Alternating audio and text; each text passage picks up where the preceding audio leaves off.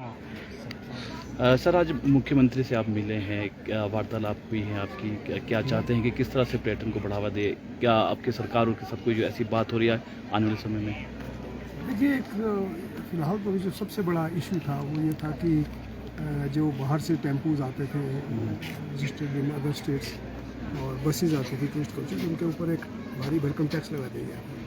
तो हमने माननीय मुख्यमंत्री जी को उसके बारे में अवगत कराया and he was kind enough to take immediate action और इसको जो है 60 to 70% तक जो है कम कर दिया जाएगा, जिससे डेफिनेटली पर्यटन को जो है बढ़ावा मिलेगा।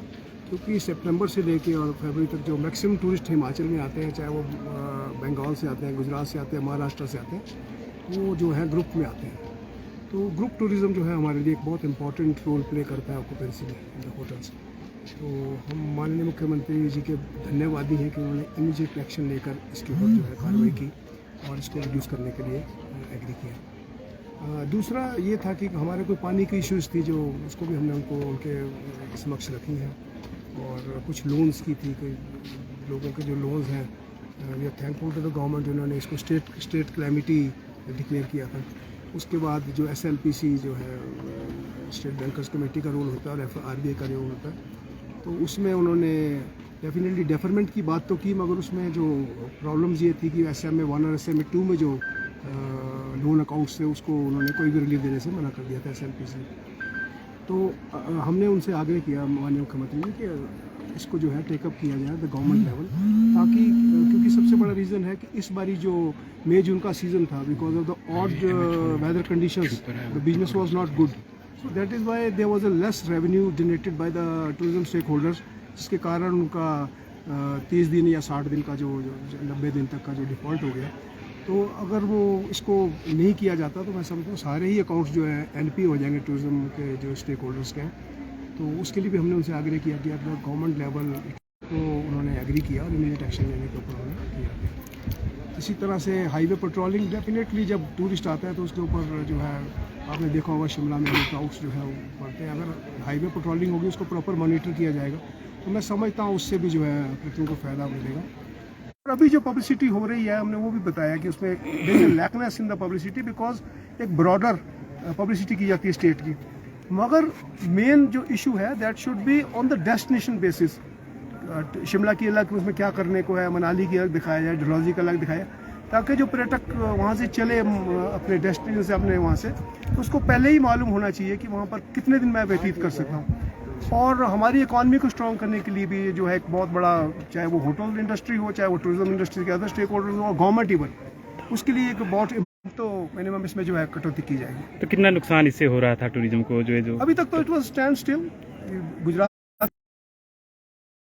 क्या था है ना, बंगाल के ट्रैवल, कश्मीर, उत्तराखंड, बहुत ज़्यादा कंपटीशन है, तो हमें उनसे बेटर कर दिखाना पड़ेगा। और हमारे हिमाचल में बहुत संभावनाएं हैं पर्यटन का दोहन करने की, मगर उसको कैसे प्रॉपर किया जाए और कैसे उसकी पब्लिसिटी की जाए, that is very very important. सबसे बड़ा मंत्र तो पब्लिसिटी का है कि अगर आप पब्लिसिटी प्रॉपर करें। कंपटीशन कराया तो उससे एक जगह की पहचान बनी। हमको अलग अलग एरियाज आइडेंटिफाई करने के बाद उनमें क्या USP हो सकता है, उस USP को मद्देनज़र रखते हुए उसको प्रमोट करना है। सो आई मीन लेकिन एक साथ इतने एरियाज खुल जाएंगे ऐसा थोड़ा डिफिकल्ट रहता है, बट ग्रेजुअली हमको एक टारगेट रखें कि हर साल 1 या 2 नए एरियाज हम आइडेंटिफाई करें और उस पर वर्क करें। हमने बाकी डिमांड्स रखने के अलावा कुछ सजेशंस भी सरकार को दी। डिमांड्स के अलावा जो 3 सजेशन दी, जिसपे 2 पे जैसे सेठ साहब ने कहा, एक हाईवे जो टोल फ्री नंबर है, ही इमीडिएटली गिव कॉल कि इसको इमीडिएटली चालू करो। वो अतिथि देवो भव का भाव कैसे आएगा, वो तो बॉर्डर पे ही आना चाहिए। जैसे ही टूरिस्ट अंदर आए, एक हाईवे पेट्रोल होंगी, मुझे मालूम है हाईवे पेट्रोल होंगी, पुलिस की भी होंगी, but they are slightly invisible. अगर ये विजिबिलिटी के साथ, तभी तो उसका कॉन्फिडेंस बढ़ेगा कि मैं सेफ जर्नी कर रहा हूँ, I am in the safe hands of the state, तो ये भी हमने सजेस्ट किया। और तीसरा हमने एक और सजेशन था कि क्यों ना एक दिन ट्रेडिशनल डे के रूप में सेलिब्रेट हो। आज इसकी शायद इम्पोर्टेंस समझ में हम ओवरऑल जो भी हैं इसके स्टेक होल्डर्स, बट आने वाले समय में ये एक फेस्टिवल की तरह सेलिब्रेट होगा।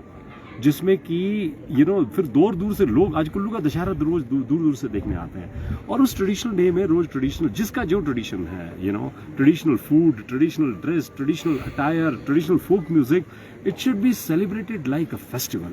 जब ऐसा होगा, आप विश्वास करें, आज नहीं तो अगले 2-3 साल में ये डे वहां पहुंच सकता है जो कि बहुत टूरिस्ट को अट्रैक्ट करेगा और बहुत सारी अट्रैक्शन क्रिएट होगी फॉर टूरिज्म इंडस्ट्री। तो ये हमने सजेशन दिया है। बाकी he has been very proactive, he has listen to us patiently and I am sure उस पर बहुत सारे उस पर एक्शंस भी। Thank you sir, thank you so much.